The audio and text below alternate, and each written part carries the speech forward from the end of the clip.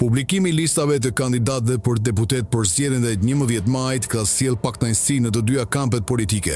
Ndërsa në Partinë Demokratike debatet janë të hapura, në Partinë Socialiste ato mbeten të heshtura, por në Korçë situata ka qenë më e tensionuar e ngjashme me zgjedhjet lokale të vitit 2023.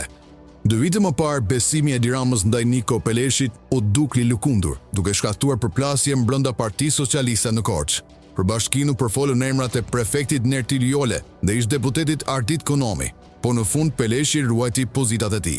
Fitoria në Devol, bastioni i Partisë Demokratike, u pasi një kusht që Peleshi e përmbushi për të siguruar besimin e Edi Ramës.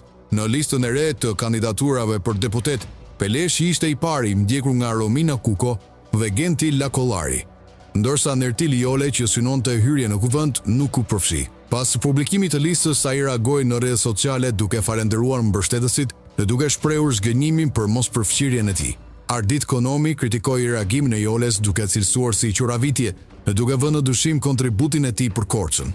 Ai e mbështeti Peleshin për përjashtimin e Joles, por ai quajti atë problem kryesor për Partinë Socialiste në Korçë. Jole ju përgjigj Konomit duke kërkuar të tërhiqte fjalët dhe duke theksuar angazhimin e tij për fitoren e Partisë Socialiste. Kjo përplasje duket se lidhet me synimet për zgjedhjet lokale të vitit 2027, ku Sotirash Filo nuk do të mund të rikandidojë.